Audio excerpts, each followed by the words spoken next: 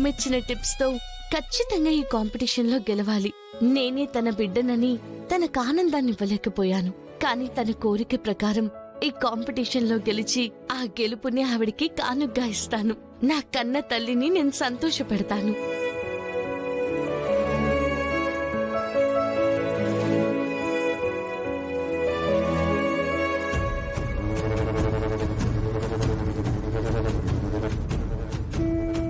శరణ్, నువ్వా? ఏంటి కార్ రిపేరా? చూసి కూడా అడుగుతావేంటి?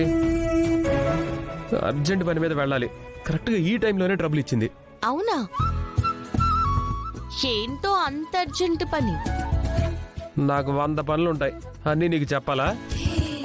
సరే, ఎందుకంత కోపం? రా, నా వెహికల్ మీద డ్రాప్ చేస్తాను. వెహికలా? ఏ సైకిల్ మాత్రం వెహికల్ కాదా? నీ బోర్డు హెల్ప్ నాకేం అవసరం లేదు. నేనేదో క్యాబ్ బుక్ చేసుకుని వెళ్తాను. అవునా? సరే, చేసుకో.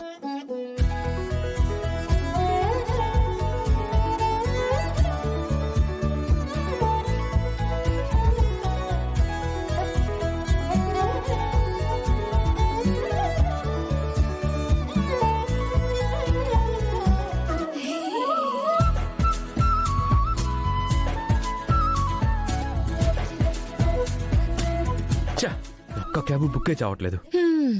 అందుకే అంటారు పెద్దవాళ్ళు చెప్పినప్పుడు వినాలి అని. అన్నం తిను అన్నప్పుడు వద్దు అంటే అన్నం దొరకదు.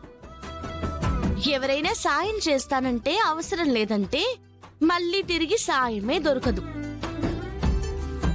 అర్థమైందా? అలా ఏం చూడక్కర్లేదు. నాకేం పర్సనల్ ఇంట్రెస్ట్ లేదు.